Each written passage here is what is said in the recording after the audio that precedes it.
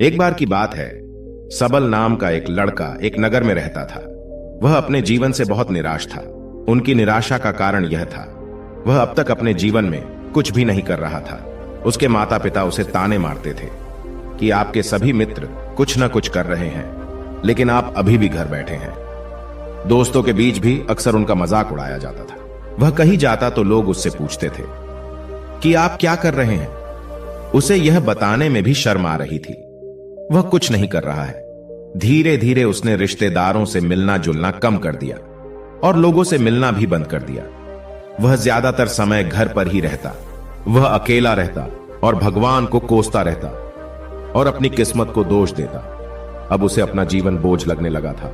कभी कभी वह सोचता कि कब वह कुछ करने के योग्य बनेगा, और फिर वह सोचता कि जिंदा रहने से अच्छा मर जाना ठीक है। एक दिन वह अपने नगर की एक गली से गुजर रहा था। तभी उसने देखा कि एक गुरु दुख और परेशानियों पर उपदेश दे रहे हैं। वह भी उसी भीड़ में सबसे पीछे बैठ गया और गुरु के प्रवचन सुनने लगा। गुरु कह रहे थे कि दुख एक शिक्षक की तरह है जो हमें जीवन की सच्चाई दिखाता है और हमें जीने का सही तरीका सिखाता है। आप चाहे तो जिंदगी जीना भी सीख सकते हैं। आप चाहो तो कुछ भी हासिल कर सकते हो, और अगर चाहो तो एक कोने में बैठकर रो सकते हो। इन सभी बातों को सबल ध्यान से सुन रहा था, लेकिन उपदेश की यह बातें पसंद नहीं आई। उसने खड़े होकर कहा कि कुछ भी सिखाने से दुख दूर नहीं होता, इसमें केवल दर्द होता है। दुख की पीड़ा अनंत है। ऐसा लगता है कि इसके बाद कुछ होने वाला नहीं है। इससे कुछ भी फर्क नहीं पड़ता है। इसके सामने तो मौत भी छोटी लगती है। तब गुरु ने कहा, वत्स, तुम्हारा दुख क्या है? सबल ने उनके सामने अपनी सारी व्यथा सुनाई और गुरु से पूछा कि मेरे इन दुखों का कोई उपाय है तुम्हारे पास? यह सुनकर गुरु मुस्कुराए और बोले, तुम उस दिन मेरे पास आना जब आपके जीवन में वास्तविक दुख आए। मैं आपकी समस्या का समाधान अवश्य करूंगा। यह कहकर गुरु वहां से चले गए। सबल ने सोचा, क्या यह मेरा दुख नहीं है तो क्या है? मैं जिस दर्द से गुजर रहा हूं वह असली दुख नहीं है क्या? मेरा दुख कोई नहीं समझ सकता। जब मां बाप नहीं समझते तो भला गुरु क्या समझेंगे? उस दुखों से व्यथित होकर सबल ने एक फैसला लिया कि अब वह कुछ करेगा। सबल ने एक छोटा व्यवसाय शुरू किया, पर उसे सफलता नहीं मिल रही थी। लेकिन उसके घर वाले खुश थे। वह कुछ कोशिश कर रहा है। वह अपने व्यवसाय में लगा रहा और धीरे धीरे उन्हें सफलता मिलने लगी। फिर उसने रफ्तार पकड़ी और केवल 3 साल के अंदर ही वह एक बड़ा बिजनेसमैन बन गया। अब सबल के आसपास ऐसे कई लोग थे जो उसकी परवाह करते थे, जो उससे प्यार करते थे। अब उनके परिवार के सदस्य भी उसकी तारीफ करते करते थकते नहीं थे। दिन ब दिन उसके मित्रों की संख्या बढ़ती जा रही थी। अब वह अपनी जिंदगी से बहुत खुश था। उनके कुछ दोस्तों ने उन्हें सलाह दी कि जब तुम एक बड़ा बिजनेसमैन बनकर बहुत खुश हो तो सोचिए आपको कितनी खुशी होगी अगर आप इस शहर और इस राज्य के सबसे बड़े बिजनेसमैन बन जाते तो कितने लोग आपसे जुड़ना चाहेंगे। आपकी कितनी बड़ी ख्याति होगी और स्वयं राजा भी आपसे दोस्ती करना चाहेंगे और जरूरत पड़ने पर आपसे पैसे भी उधार लेंगे। दोस्तों की यह बात सबल के मन में बैठ गई। अब वह और पैसे कमाने की कोशिश करने लगा, लेकिन उसे यह सब बहुत ही जल्दी चाहिए था। वह समय बर्बाद नहीं करना चाहता था। वह अधिकांश समय इन चीजों को प्राप्त करने में लगाने लगा। इसलिए वह ऐसे काम करने लगा जो सही नहीं थे। उसने पैसे उधार लेना शुरू कर दिया। उसके दोस्तों से पैसे की मात्रा और अधिक मुनाफा कमाने के लालच में वह अपने माल में मिलावट करने लगा। उसने अन्य व्यापारियों के खिलाफ भी साजिश रची और उन्हें डराया धमकाया। जैसा उसके दोस्त कहते थे वैसा ही करता था। वह इन तरीकों से ज्यादा पैसा कमा रहा था, पर अब उसके जीवन में पहले जैसा चैन नहीं था। उनके मन की शांति गायब हो गई थी और वह रात को सो नहीं पाता था। वह विचारों में रहता था। वह सब कुछ पाकर भी उसे किसी चीज में सुख नहीं मिल रहा था। एक दिन सबल अपनी गाड़ी से कहीं जा रहा था। तभी रास्ते में उसे गुरु का आश्रम दिखाई दिया। वह रुका और गुरु के पास जाकर बोला, गुरु जी, आपने मुझे कहा था जब कभी जीवन में सच्चा दुख आए तो चले आना। अब मैं बहुत दुखी हूं। मेरी नींद हराम हो गई है। मुझे कहीं भी शांति नहीं मिल रही है। इस प्रकार सबल ने अपनी सारी समस्याएं गुरु को बताई। गुरु ने कहा, जब तुम पहली बार मुझसे मिलने आए थे तब भी तुम किसी दुख में थे। आपने उस दर्द से क्या सीखा? सबल ने कहा कि सिर्फ सोचने और चिंता करने से कुछ नहीं होता। अपनी दृष्टि को सच करने के लिए मेहनत भी जरूरी है, और सिर्फ मेहनत करने से कुछ नहीं होता। परिणाम भी मिलना चाहिए। जब आपको लगे कि आपका लक्ष्य हासिल नहीं होने वाला है, तब राह में चाहे कितनी भी मुश्किलें आ जाए, मन कितना भी निराश क्यों ना हो, अब कुछ नहीं होने वाला है, तब खुद आत्मविश्वास करे, मैं जो भी कर रहा हूं उसमें अवश्य सफल होऊंगा। लोग केवल सफल लोगों का सम्मान करते हैं। कोई कितना भी अच्छा क्यों ना हो, वह हमेशा लोगों की नजरों में बोझ बने रहते हैं। यह सब सुनकर गुरु मुस्कुराए और बोले, यह वास्तविक दुख नहीं है। अपने जीवन में वास्तविक दुख आए तब मेरे पास आना, मैं उसे ठीक कर दूंगा। सबल ने जाते समय गुरु को सोने के सिक्कों से भरा घड़ा भेंट किया। घड़े को देखकर गुरु ने कहा कि यह मेरे किसी काम का नहीं है, उस पेड़ के नीचे गड्ढा खोदकर गाड़ दो। सबल ने घड़े को पेड़ के नीचे दबा दिया। जैसा कि गुरु ने बताया उसने वैसा ही किया और वहां से चला गया। कुछ दिनों से कारोबार ठीक चल रहा था, लेकिन व्यापार के गलत तरीके के कारण धीरे धीरे उसे व्यापार में घाटा होने लगा। उसकी सारी दौलत धीरे धीरे खत्म होने लगी और एक दिन ऐसा भी आया जब उसके पास कुछ भी नहीं बचा और उस पर कर्ज का बोझ चढ़ गया था। परंतु वह निश्चिंत था, क्योंकि उसने अपना सारा कर्ज अपने दोस्तों से लिया था। उसने सोचा था कि उसके दोस्त बुरे वक्त में उनके साथ खड़े रहेंगे, लेकिन ऐसा कुछ नहीं हुआ। जैसे ही बुरा वक्त आया, दोस्त पहले उससे कर्ज मांगने लगे। अगर उसने कर्ज नहीं लौटाया तो उन्होंने उसे जान से मारने की धमकी भी दी। उनके सभी शुभ चिंतक और प्रियजन उससे दूर हो गए। उसके दोस्त जो उसके साथ मस्ती किया करते थे, अब उससे दूर भाग रहे थे।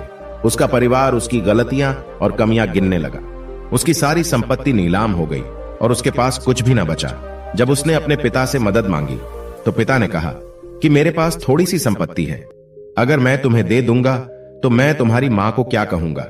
यह संपत्ति हमारा अंतिम सहारा है। सबल के मन में गहरा दुख छा गया। उसके आसपास कोई नहीं था उनके दुख को समझ सके। लोगों के इस विश्वासघात के कारण वह अंदर से टूट चुका था। वह सोचने लगा कि अब जीने का कोई मतलब नहीं है, अब मौत ही मेरा सहारा है। वह आत्महत्या करने के लिए पहाड़ी पर जा रहा था। तब उसे याद आया कि उस गुरु ने उससे कहा था, तब मेरे पास आना जब तुम्हारे जीवन में वास्तविक दुख हो। सबल गुरु के पास गया और अपनी सारी व्यथा सुनाई। आंखों में आंसू लिए उसने कहा, हे गुरुदेव, मेरे दुख का निवारण कीजिए। तब गुरु ने कहा कि जब जीवन में असली दुख आए तब मेरे पास आना, मैं इसे जरूर ठीक करूंगा। सबल ने कहा कि यह क्या है, मेरी जिंदगी में दुख नहीं है, तो आखिर असली दुख क्या है?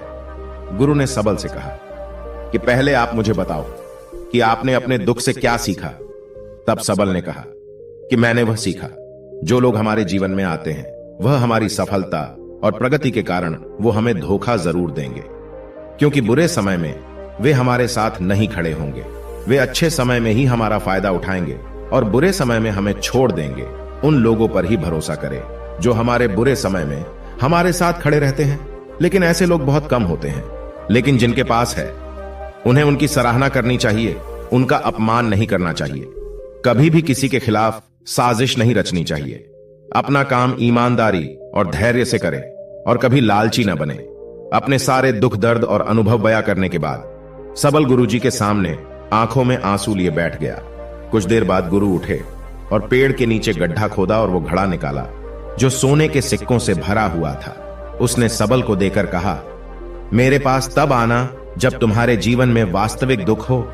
सबल ने अपने गुरु को धन्यवाद दिया और उसे प्रणाम करके चला गया। उस पैसों से उसने एक छोटा सा व्यवसाय शुरू किया। अब वह छोटा व्यापारी बनकर भी खुश था। उसने पूरी लगन और ईमानदारी से कारोबार किया और जल्द ही वह अपने शहर का एक बड़ा व्यापारी बन गया।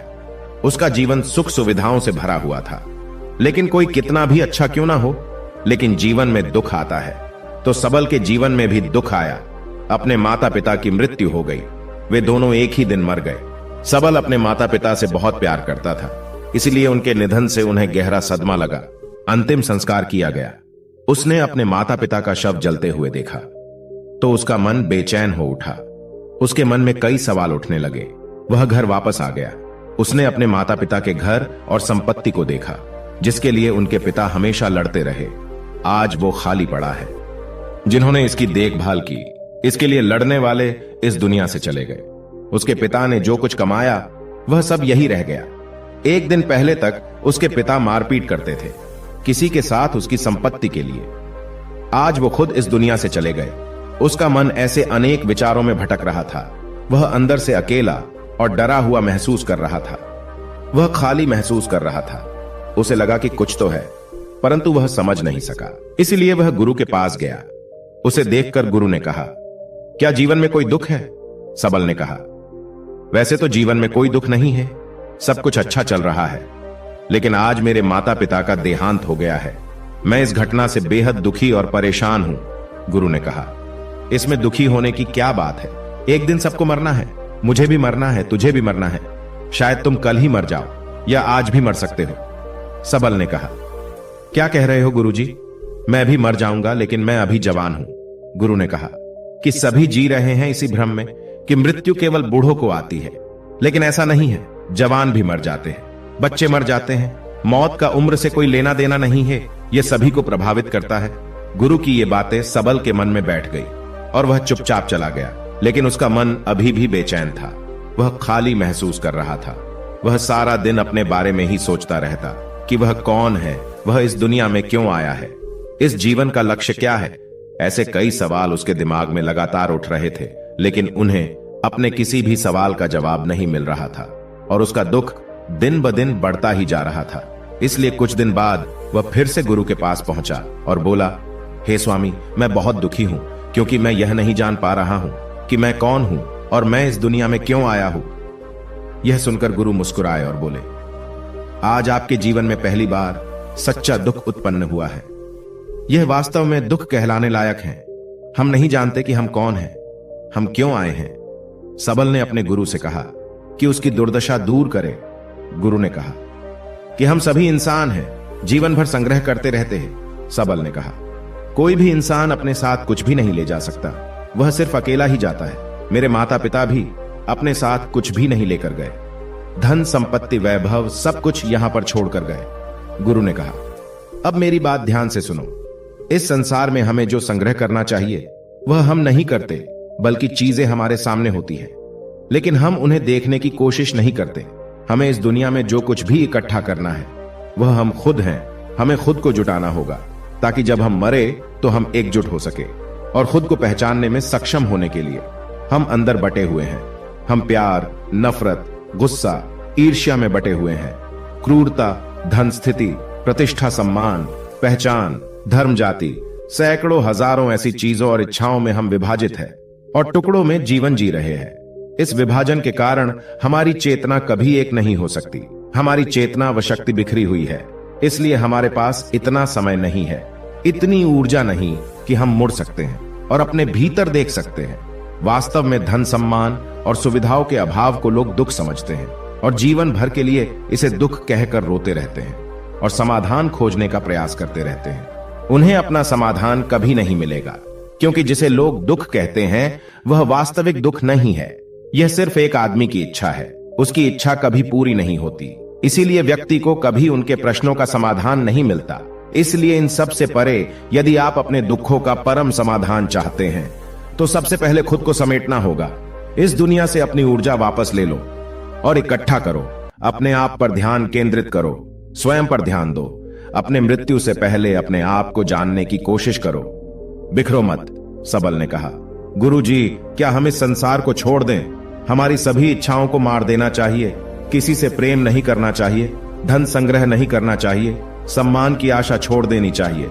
गुरु ने कहा कि भावनाओं और इच्छाओं से ऐसे बिखरे हुए मनुष्य में से बाहर निकल आओ, जैसे कोई पत्थर पहाड़ से अलग होकर गिरे तो जिस पर पर्वत का कोई कंट्रोल नहीं होता, सिवाय देखने या परेशान होना और कुछ खोना। ठीक वैसे ही बिखरे हुए मनुष्य की इच्छाएं बेकाबू और दर्दनाक है। उसका अनियंत्रित मन इच्छा करता रहता है और कल्पना करता रहता है और यह दुख देता है। लेकिन जब एक व्यक्ति अपने मन को एकत्र करता है तो वह जो कुछ भी करता है वह उसके नियंत्रण में होता है। फिर उसकी इच्छा से इच्छाएं भी उत्पन्न होती है। फिर सबल ने कहा कि आपने मेरे असली दुख का समाधान कर दिया। आपका बहुत बहुत धन्यवाद। अब से मैं खुद को समेटने और खुद को तलाशने की कोशिश करूंगा। गुरु ने कहा कि मानव शरीर में बहुत ऊर्जा और शक्ति है, लेकिन यह फालतू के कामों में बटा हुआ है, बेकार की बातों में लगा हुआ है। यह एक बहुत ही शक्तिशाली मशीन की तरह है और वह बिना सोचे समझे अपनी शक्ति बर्बाद कर रहा है और बिना किसी नियंत्रण के। इसीलिए इस शक्ति पर ध्यान दे, अपनी चेतना और इसे इकट्ठा करे। सबल को अपने प्रश्नों का उत्तर मिल गया।